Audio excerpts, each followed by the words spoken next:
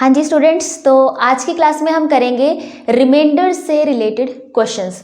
Number system में जितने भी रिमाइंडर से रिलेटेड क्वेश्चंस बनते हैं, ठीक है, वो हम करने जा रहे हैं। और सबसे पहले हम कॉन्सेप्ट को समझेंगे कि रिमाइंडर किस तरीके से हमें फाइंड करना है, ठीक है। बस उसी पे बेस्ड हमारे सारे क्वेश्चंस होते जाएंगे। तो स्टार्ट करते हैं।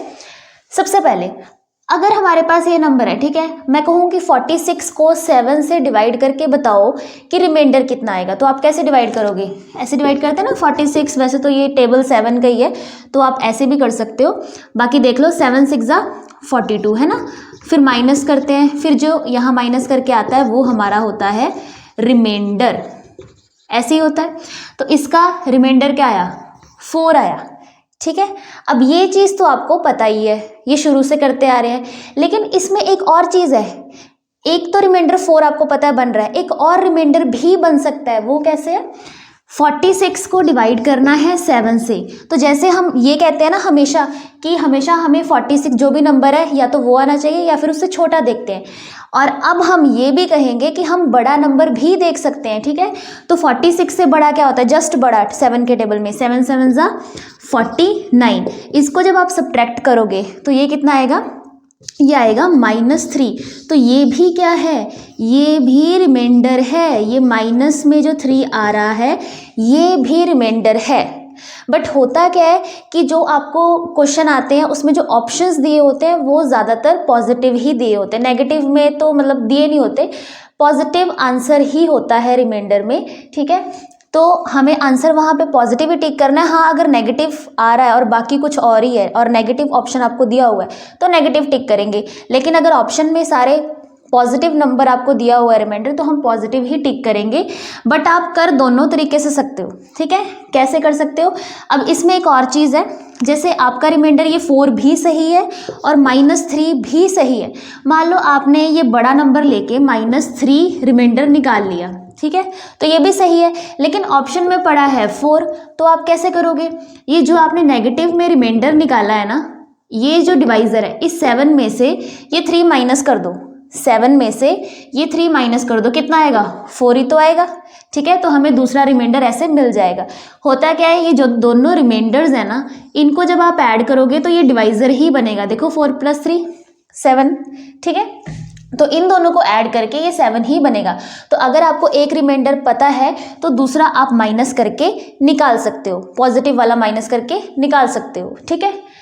इसको देखते हैं, इसमें भी वही कॉन्सेप्ट लगाओ। एक तो रिमाइंडर आपका वही बनता है कि 11 6 66 है ना। फिर 70 - 66 करते हो तो आ गया 4, ये रिमाइंडर आया। दूसरा रिमाइंडर क्या बनेगा? इससे 70 से बड़ा नंबर सोचो, 11 7 77, तो उसमें क्या आ जाएगा? -7 रिमाइंडर आ जाएगा। तो ये भी सही है, ये भी सही है, ठीक है। अगर आपने ये नेगेटिव निकाला है तो आप पॉजिटिव आंसर माइनस करके इसमें से निकाल सकते हो। तो दोनों रिमाइंडर सही है। अब ये तो हो गया कॉन्सेप्ट। अब इसको क्वेश्चन में कैसे यूज करना है वो देखते हैं। अब इस क्वेश्चन में देखते हैं कि हमें उस कॉन्सेप्ट को कैसे यूज करना है। देखो, ये इसको 11 से डिवाइड करना है और बताना है रिमाइंडर क्या। अब पूरे को मल्टीप्लाई करके 11 से डिवाइड तो नहीं करोगे, टाइम वेस्ट होने वाली बात है, ठीक है। तो कैसे करेंगे? हम क्या करेंगे, रिमाइंडर देखो आपको वो वाला सोचना है। आप नेगेटिव भी सोच सकते हो और पॉजिटिव वाला भी सोच सकते हो, जो इसके ज़्यादा पास होगा वो देखना है बस, ठीक है। जैसे ये 79 है, 79 को 11 से डिवाइड करके रिमाइंडर देखना है, तो इसके ज़्यादा पास कौन सा जा रहा है? 11 7 77, ठीक है। तो 77 79 से छोटा हुआ, तो यानी कि +2 रिमाइंडर आ गया, ठीक है। फिर यहाँ पे 103 को 11 से डिवाइड करना है, तो 11 9 99 है ना। 11 10 110, वो थोड़ा बड़ा हो गया, तो हम ज़्यादा पास में कौन सा है? ये 11 9 99। तो रिमाइंडर कितना बचेगा? +4 है ना, क्योंकि हम छोटा ले रहे हैं अभी, तो वही चल रहा है। फिर आता है 65। 65 को 11 से डिवाइड करना है, तो हम क्या लेंगे? इसके जो ज़्यादा पास है कौन है? 66 ज़्यादा पास है। 11 6 66। अब 66 इससे बड़ा सोच लिया ना, है ना। तो इसमें रिमाइंडर क्या हो जाएगा? -1। 65 माइनस 66 माइनस 1, ठीक है। अब 73, 11, अब इसमें क्या हो रहा है, 11 7 जा 77, 11 6 जा 66, तो कौन सा ले, ज़्यादा पास कौन है, 77, तो 11 7 जा 77, तो रिमाइंडर कितना होगा, अब बड़ा नंबर सोचा है ना तो नेगेटिव में रिमाइंडर आएगा, ठीक है। तो रिमाइंडर कितना हो जाएगा, -4, ठीक है। अब क्या करना है, इन रिमाइंडर्स को मल्टीप्लाई करना है, तो ये क्या हो गया, 2 4 जा 8, 8 इंटू -1 -8, -8 इंटू -4 प्लस का 32, ठीक है। तो ये आया 32 और नीचे क्या है 11, अभी बड़ा है ऊपर नंबर, जब तक ऊपर नंबर बड़ा रहेगा तब तक हम डिवाइड करते जाएंगे, ठीक है। तो अभी बड़ा है, इसको फिर से डिवाइड करेंगे, अब इसके ज़्यादा पास कौन है, 33, 11 3 जा 33, इससे बड़ा सोचा है तो -1 आया रिमाइंडर, तो रिमाइंडर आ गया -1। लेकिन जो आंसर है वो हमें पॉजिटिव में देना है, ठीक है। तो पॉजिटिव रिमाइंडर क्या होगा, 11 में से ये वाला रिमाइंडर माइनस कर दो, 11 - 1 10, तो पॉजिटिव रिमाइंडर हमारे पास क्या आ गया, 10। एक और क्वेश्चन देखते हैं। अब इसमें हमें रिमाइंडर फाइंड करना है, तो सबसे पहले 37 को 5 से डिवाइड करेंगे, तो इसमें 5 7 जा 35 है ना, 35 आ गया, तो रिमाइंडर क्या बचा, +2, ठीक है। ऐसे ही करते हैं ना, 5 7 जा 35 माइनस किया +2, अगर बड़ा नंबर सोचा है तो नेगेटिव में रिमाइंडर आता है। अब 43 को 5 से डिवाइड करना है, तो इसमें क्या जाएगा, 5 का टेबल पढ़ोगे, 5 8 जा 40, ठीक है। तो कितने बच गए, 3, तो +3 यहाँ पे रिमाइंडर बच गया। इस केस में 17 को 5 से डिवाइड करना है, 5 3 जा 15, छोटा ही है नंबर, तो +2 रिमाइंडर बच गया, ठीक है। अब इन तीनों को करना है मल्टीप्लाई, 2 3 जा 6, 6 2 जा 12, तो ये 12 आया और नीचे है 5, अभी ऊपर बड़ा है तो फिर से डिवाइड करेंगे, 5 2 जा 10, रिमाइंडर क्या बचा, +2, तो +2 हमारा आंसर हो गया। अब यहाँ पे हमारा जो रिमाइंडर है वो फाइनल, वो आ ही पॉजिटिव में रहा है, तो कुछ नहीं करना, ये हमारा फाइनल आंसर है। और एग्जाम्पल करते हैं, ठीक है। अब इसको 13 से डिवाइड करना है, तो सबसे पहले 119 को 13 से डिवाइड करेंगे, तो 13 9 जा 117, तो यहाँ पे कितना बच गया, +2 रिमाइंडर बच गया। अब 129 13, इसको डिवाइड करेंगे तो इसके ज़्यादा पास क्या है, 13 10 जा 130 है ना, तो 130, अब इससे बड़ा नंबर सोचा है ना, तो यहाँ पे जो रिमाइंडर आएगा वो नेगेटिव आएगा, -1। फिर यहाँ पे 64 को डिवाइड करना है 13 से, तो इसके ज़्यादा पास कौन है, 13 5 जा 65, तो ये भी बड़ा हो गया, तो यहाँ से -1 रिमाइंडर आ गया, ठीक है। अब इसकी बात कर रहे हैं, 13 10 जा, अब 131 है ना, तो 13 10 जा 130, इसके ज़्यादा पास है, तो 13 10 जा 130, अभी छोटा है, तो यहाँ पे +1 रिमाइंडर आया, ठीक है। अब इनको करना है मल्टीप्लाई, -1 × -1 1, 1 × 1 1, 1 × 2 2, ठीक है। तो +2 हमारा यहाँ पे रिमाइंडर आ गया। अब ऊपर छोटा नंबर बन गया था ना +2, तो जब ऊपर छोटा नंबर बन जाएगा तो वही हमारा, इससे छोटा होगा जो भी नंबर, वही हमारा रिमाइंडर होगा। अगर इससे बड़ा बनता है ऊपर मल्टीप्लाई करने पे, तो हमें दोबारा डिवाइड करना पड़ेगा, ठीक है।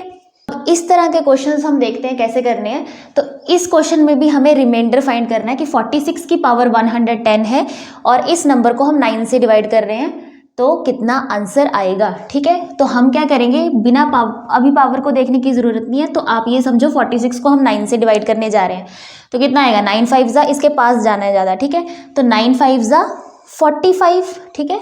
45 है तो एक ही बचा, प्लस का बचा, क्योंकि छोटा नंबर सोचा था, +1, तो +1 की पावर 110 है, तो 1 की पावर जितनी मर्जी हो, आंसर 1 ही आएगा, तो इस केस में आ गया रिमाइंडर 1। अब ये क्वेश्चन देखो, इसमें 18 की पावर 100 डिवाइडेड बाय 19, तो यहाँ पे भी हमें क्या करना है, अब 18 को 19 से डिवाइड करना है, तो इसके पास जाएंगे कितने नंबर पे, 19 1 जा 19, ठीक है। 19 1 जा 19, अब इससे बड़ा हो गया ना एक, तो यहाँ पे रिमाइंडर क्या आ जाएगा, -1 की पावर 100। अब -1 की पावर 100, नेगेटिव नंबर की पावर जब इवन होती है तो आंसर पॉजिटिव आता है, नेगेटिव नंबर की पावर जब ऑड होती है तो आंसर नेगेटिव आता है, ठीक है। तो यहाँ नेगेटिव की पावर इवन है, तो यहाँ आंसर पॉजिटिव आएगा, तो इसका जो रिमाइंडर है वो भी क्या है, +1। अब हम इस तरह के क्वेश्चन देखते हैं कि ये कैसे करने हैं, ठीक है। अब यहाँ पे क्या हो रहा है, 2 की पावर 90 को हमें 9 से डिवाइड करना है, ठीक है। तो ऐसे केसेस में हम क्या करेंगे, यहाँ पे जो डिवाइजर है ना 9, हमें 9 के आसपास वाला नंबर बनाना है ऊपर, यानी कि या तो 9 से एक कम हो या 9 से एक ज़्यादा हो। मतलब या तो हमें यहाँ पे 8 बनाना है या 10 बनाना है। अब 2 से 10 तो बन नहीं सकता, तो 2 से हम 8 बना देंगे। कैसे, हमें पता है कि 2 × 2 × 2 क्या होता है, 8 होता है। यानी कि इसको हम लिख सकते हैं 2 की पावर 3, क्योंकि हमें 8 बनाना है, ठीक है। 2 की पावर 3 लिखा। अब यहाँ पे पूरी पावर थी 90, तो जब यहाँ पे 3 लिख दिया तो इसको किससे मल्टीप्लाई करें कि 90 बन जाए, क्योंकि हमें पूरी पावर तो रखनी है ना 90 की 90। तो ऊपर रख देंगे 30, 3 × 30 90, पावर पूरी बन गई। और यहाँ पे हमने 8 भी बना लिया और ये है नीचे 9, ठीक है। तो अब ये कैसा क्वेश्चन हो गया, जैसा अभी पीछे हमने क्वेश्चन किया है, 8 की पावर 30/9।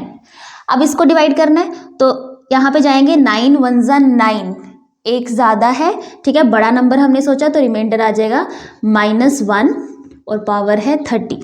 अब नेगेटिव नंबर की पावर है even, तो आंसर आएगा पॉजिटिव, यानी कि +1 इसमें रिमाइंडर आ गया, ठीक है। अब इसमें करते हैं, यहाँ पे है हमारा 3⁻60 डिवाइडेड बाय 28, तो यहाँ पे भी वही चीज़ करनी है, 28 के आसपास वाला नंबर हमें यहाँ पे बनाना है। तो हमें पता है कि अगर 3 को 3 टाइम्स मल्टीप्लाई करें तो 27 बनता है ना, तो इसको यहाँ पे ऊपर लिख सकते हैं 3³, ठीक है, 27 बना। अब यहाँ पावर भी 60 कंप्लीट करनी है, तो यहाँ पे लिख दिया 20, 3 × 20 60, ठीक है, नीचे आ गया 28। तो ये वैसा ही क्वेश्चन बन गया, 27 की पावर 20 डिवाइडेड बाय 28।